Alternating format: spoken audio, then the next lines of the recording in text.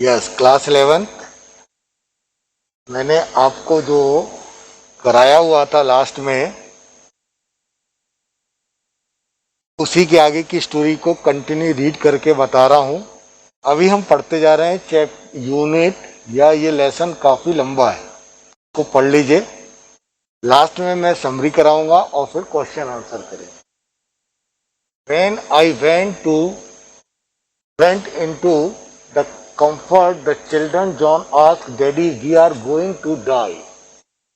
जैसे ही ये अपने बच्चों के पास गया तो उसका बच्चा जॉन बोला, डैडी हम मरने वाले हैं। I try to assure him that we could make it, but daddy, he went on, we aren't afraid of dying if we can all together, you and mummy, Sri and I.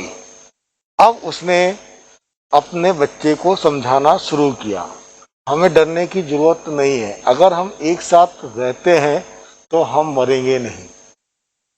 I could find no word with which to respect what I left the children's cabin, determined to fight the sea with everything I had. और यह कहकर वह बच्चों के cabin को छोड़ दिया और उसने समुद्र से हर संभव फाइट करने की कोशिश करी।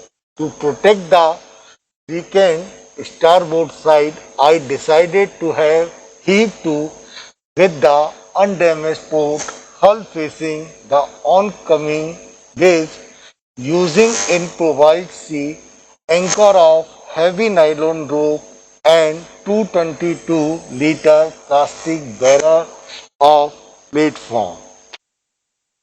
तो देखिए इस पूरे केस में क्या होता है। देखिए अब वह नीचे आया और उसने पोर्ट के पास आकर जो उसके ऊपर वेव्स आ रही हैं उनको बैलेंस या उनको कंट्रोल करने के लिए नायलॉन की रोप और 22 litre plastic barrel of paraffin का यूज करने के लिए स्टार्ट किया। देखिए हीव टू का मीनिंग यहाँ पर दिया हुआ है, टू रेज और लिफ्ट विथ एफोर्ट, कोई चीज को बहुत तेजी से उठाना। तो उसने क्या कर दिया, यहाँ पर आया, I decided to heave to undamaged port hull facing the upcoming, यानी वो जो शिप था उसको ऊपर करने की कोशिश, उठाने की कोशिश कर रहा था। That evening Mary and I sat together to holding as as the motion of the ship brought more and more water in through the broken plank, we both felt the end was very near. अब देखिए उनके पास बिल्कुल पानी आता जा रहा था और बहुत तेजी के साथ यह टूटे हुए पटिए की साइड आ रहा था। वो दोनों यह सोचने लगे कि अब हमारा अंतिम समय निश्चित है। ये इसका जो मीनिंग है वो यहाँ पर लिखा हुआ है, आप एक बार और इसको ट्राई करके रीड कर सकते हैं। ठीक है, तो ये मेरे पास, ठीक, इसको आप कर लीजिए read. But the weight walker rode out the storm, and by the morning of January 6, with the wind easing, I tried to get a reading on a sextant back in the chart crew. अब क्या हो गया, sextant के meaning देखिए, an instrument with graduated arc of 60 degree for talking. आपने देखा होगा कभी कभी शिप में एक इंस्ट्रूमेंट होता है जिससे वो बात करते हैं। अब वो क्या हो गया, पीछे साइड गया शिप के और वहां पर सेक्सटेंट से उसने रीड करना शुरू किया। I word on wind speed, changes of course, drift the current in an effort to calculate our position. The best I could determine was that we were somewhere in 150,000 kilometers of ocean looking for a 65 kilometre wide island. अब देखिए उनकी कुछ उम्मीदें जगी।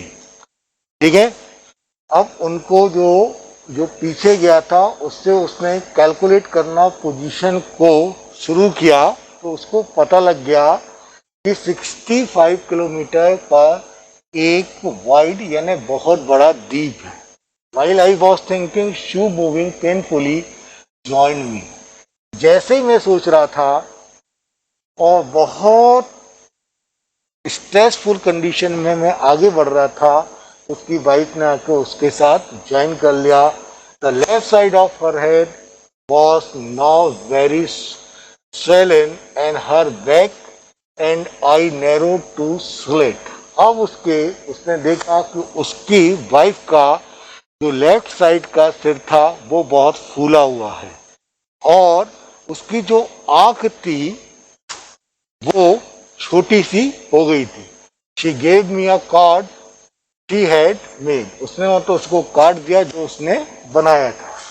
On the front she had drawn caricature of Mary and me with the word, "Here are some funny people. Did they make you laugh? I laughed a lot as well." Inside was a message, "Oh, how I love you both." So this card is to say thank you and let's hope for the best. Somehow we had to make it. अब देखिए, उन लोगों ने अपने आप को मरना सुनिश्चित एक टाइप से कर लिया था। तो उनने क्या देखा, उसने एक कार्ड दिया और कार्ड में उसने ये मैसेज लिख के दिया कि अब तो हम एक दूसरे को बहुत ही प्यार करते थे। अब जो नरेटर था यानी जो लिख रहा है उसने तो सोचा कि अब हमारे पास कुछ भी करने के लिए नहीं बचा है, ठीक है, लेकिन हम अपनी यादों को अच्छी तरह से कर सकते हैं। यह सू ने उनको लिख कर दिया था, ठीक है। तो that is the meaning of this text. I went on deck and asked Riley to steer a course of 185 degree. अब इसने लगभग 2 बजे, दोपहर 2 बजे तक इसने लेरी को इस पूरे डेक को 185 डिग्री मोड़ने के लिए कहा। If we were lucky, I told him with a conviction I did not feel he could expect to see the island at about 5 p.m. इसने सोचा कि अगर हम लकी रहे, भाग्यशाली रहे, तो कैसे न कैसे करके हम 5 बजे तक आइलैंड के पास पहुंच सकते हैं। Then with a heavy heart, I went below. और मैं भारी हृदय रखकर चिंता के साथ नीचे आया। Climb on my bunk and amazingly dozen of and देखिए bunk यानी bed, dozen of went to sleep. When I woke, मैं सोने चला गया। When I woke at 6 p.m. and going dark, I knew we must have missed the island. और क्योंकि ये सो गया था, इसने सोचा कि अब 6 बज गए हैं और यह आइलैंड आवश्यक रूप से छूट गया है। And with the sail we had left, we couldn't hope to beat back into the westerly wind. अब हम सब छोड़ चुके थे। अब हमारे पास जो वेस्टर्न साइड की विंड यानी हवा आ रही थी, ठीक है, उससे हमारी पूरी की पूरी आशा खत्म हो गई थी। At the moment a tousled head appeared by my bunk. जहाँ पर मैं सो रहा था बेड पे, वहाँ पर मेरे को एक अचानक tousled head, this god hair of narrator son Jonathan, उसका जो बेटा था उसका सर दिखाई दिया। Jonathan asked, Sue was right behind him, ठीक, और सू उसके दाएं साइड थी। Why I am getting a hug now, I ask, because you are the best daddy in the whole world and the best captain, my son replied.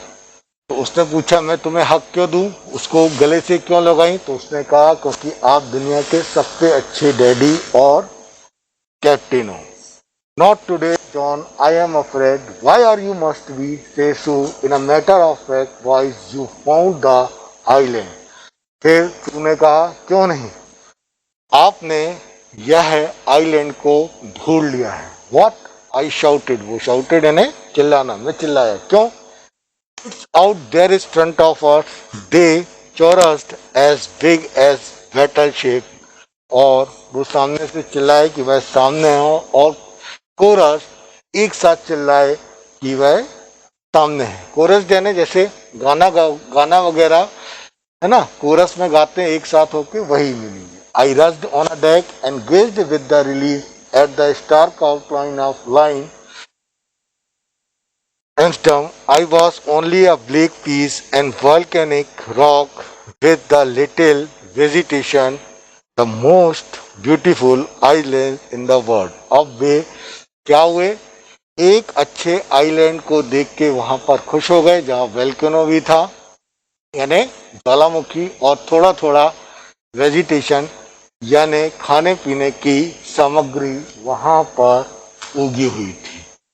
ठीक है, तो that is the meaning और explanation of this text.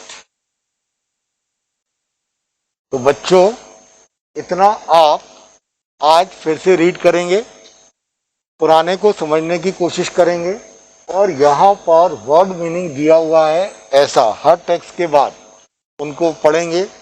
इन्हीं के explanation नीचे अच्छे से लिखे हुए हैं, ये भी रीड करेंगे. ठीक है, और इतना करने के बाद नेक्स्ट क्लास में मैं इसको पूरा बाइंड अप करूँगा, समरी बताऊंगा, और उसके बाद अपन क्वेश्चन आंसर को सॉल्व करेंगे. ओके, बाय बेटा.